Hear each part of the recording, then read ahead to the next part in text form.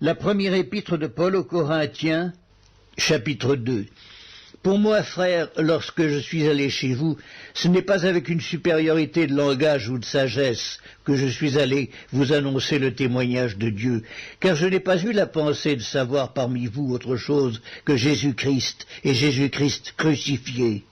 Moi-même, j'étais auprès de vous dans un état de faiblesse, de crainte et de grand tremblement, et ma parole et ma prédication ne reposaient pas sur les discours persuasifs de la sagesse, mais sur une démonstration d'esprit et de puissance, afin que votre foi fût fondée non sur la sagesse des hommes, mais sur la puissance de Dieu.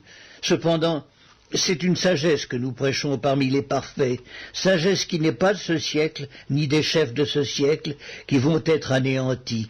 Nous prêchons la sagesse de Dieu, mystérieuse et cachée, que Dieu, avant les siècles, avait destinée pour notre gloire, sagesse qu'aucun des chefs de ce siècle n'a connue, car s'ils l'eussent connue, ils n'auraient pas crucifié le Seigneur de gloire.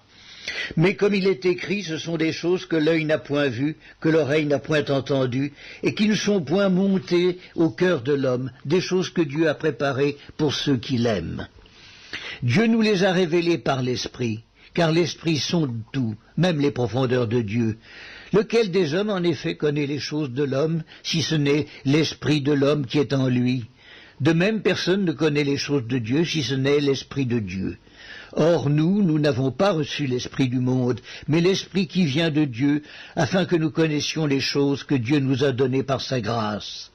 Et nous en parlons non avec des discours qu'enseigne la sagesse humaine, mais avec ceux qu'enseigne l'Esprit, employant un langage spirituel pour les choses spirituelles.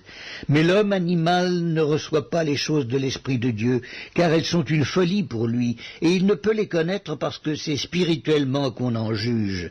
L'homme spirituel, au contraire, juge de tout, et il n'est lui-même jugé par personne, car qui a connu la pensée du Seigneur pour l'instruire? Or nous avons la pensée de Christ.